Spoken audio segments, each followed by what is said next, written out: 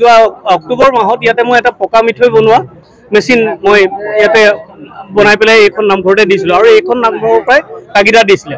অৱশ্যে ইয়াৰ বিনিময়ত মই তেতিয়া অলপ সামান্য এটা মূল্যও লৈছিলোঁ আৰু তেতিয়া আপোনালোকে বহুত পূৰ্ব সঁহাৰি জনাইছিলে। তেতিয়াও এই কথাটো তেতিয়া ওলাইছিলে, ওলোৱাৰ পিছতে আজি 7 মাহ মই লাগিলে। লাষ্টত মোৰ এনেকুৱা ইয়াত চেলেঞ্জ বহুত আছিলে, এইটো একদম ভকতে চলাব গতিকে পানী গতিকে কাৰেণ্টৰ বেছি ব্যৱহাৰ এইটো বৰ ডেঞ্জাৰাছ হ'ব পাৰে। কেনেবাকৈ পানী কঢ়িয়াৰ ক্ষেত্ৰত পানীৰ খৰচা কমাব লাগিব আৰু চুকুৰাটো অতি সহজে আঁতৰি যাব লাগিব। তো আৰু এই বস্তুটো এনেকুৱা হ'ব লাগিব যাতে সৰু গাড়ী এখনৰ ডিগিত ফিট হ'ব পাৰে। তো তেনেকুৱা ধৰণে আটাইকেইটা চেলেঞ্জ লৈ কৰিছিলোঁ। আৰু এটা মই আপোনালোকৰ জ্ঞাতাৰ্থে জনাওক, মই এটা টেকন'লজি মিউজিয়াম বনাবলৈ লৈছোঁ, টেকন'লজি পাৰ্ক, যাতে আমাৰ অসমৰ ষ্টুডেণ্টে যাতে সৰুৰে পৰা টেকন'লজি শিকে। তো সেইটো কাৰণে যিটো মোৰ এটা লাগে, খৰচা এটা লাগে, সেইটো মোৰতো পাবৰ কোনো ব্যৱস্থা নাই। মই এই মেচিনটো মই বনাইছোঁ, ইয়াৰ যিটো সামান্য প্ৰফিট হ'ব সেইটো তাত ব্যৱহাৰ কৰা হ'ব। 12,000 টকা ডাইৰেক্ট যোগাযোগ কৰিলেই হ'ব। আৰু তাতকৈ আপোনালোক আছে আৰু মোক যোগাযোগ কৰিবলৈনো কি টানটো।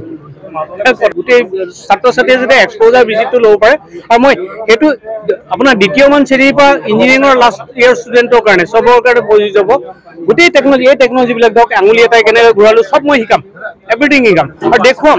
ইন প্ৰেক্টিকেল মই তেওঁলোকক দেখুৱাম। তো সেই শিক্ষাটো দিবৰ কাৰণে মই এটা সৰু যিটো টেকন'লজিকেল মিউজিয়াম বা পাৰ্ক বনাবলৈ লৈছোঁ, তাৰ কাৰণে মই এই অনুদানটো ব্যৱহাৰ কৰিম। এইটোৱে মোৰ উদ্দেশ্য।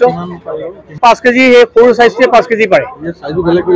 ইয়াতে পাৰে কিছু 8 কেজিলৈকে পাৰিব আপুনি, কিন্তু একেখিনি হ'ব। পানী সলনি কৰি দিব নালাগে। আৰু লাষ্টত টেপ দি দিলে আছে, টেপ আছে, পানী খুলি দিলে টেপো গুচি যাব। প্ৰথম বুকিং অলৰেডি হৈছে, কিন্তু দিল্লীৰ পৰা এই যেতিয়া মই 2-এজন হিতাকাংক্ষীক বস্তু দেখুৱাইছিলোঁ তেতিয়া দিল্লীৰ পৰাও আপোনাৰ বুকিং হৈছে, কিন্তু এইটো বুকিং নোহোৱা নহয়, হৈছে। আৰু আপোনালোকৰ অনুগ্ৰহত হ'ব, আৰু হ'লে সেই পইচাটো মই সেইটো কামত মই ব্যৱহাৰ কৰিম। আৰু মই আচলতে মই যিখিনি এনেও অন্য আৱিষ্কাৰতো যিখিনি আৰ্নিং কৰোঁ, তাৰে বিশেষভাৱে সক্ষম লোকসকলৰ কাৰণে মই ডিজাইন কৰোঁ। আৰু মোৰ নিজৰ বৃদ্ধাশ্ৰমো আছে, সেইটো সম্পূৰ্ণ নিজৰ খৰচত মোৰ চলে। তো গতিকে ভৱিষ্যত বৰষুণে সেই আৱিষ্কাৰেই জীৱন আৰু তাগিদা বহুত আছে। মই চাওঁ মোৰ আৱিষ্কাৰৰ যোগেদি মই মানুহৰ সহায় হোৱাটো বিচাৰোঁ। একচুৱেলি আবেগিক হৈ পৰিছোঁ। আগতেও তেখেতে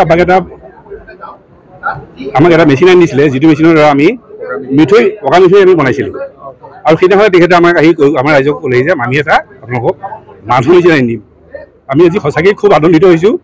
যিটো কাম আমাৰ আইসকলে ঘণ্টাৰ পিছত ঘণ্টা কঁকালৰ বেকা কৰি পেলাই মাহ ভাষাত ধুই থাকিবলগীয়া হৈছিলে, সেইটো কাম আনি 5 মিনিটতে তেওঁ 4 কেজি মগু মাহ ধুই শেষ কৰিব পাৰিছে। গতিকে আমাৰ সোণাৰী গাঁৱৰ সমূহ ৰাইজে, আমাৰ নামঘৰ কমিটিৰ ফালৰ পৰা আমি তেখেতক অশেষ ধন্যবাদ জনাইছোঁ। আৰু তেখেতৰ আৰু আৱিষ্কাৰ একে কৰক ৰাইজৰ মংগলাৰ্থে।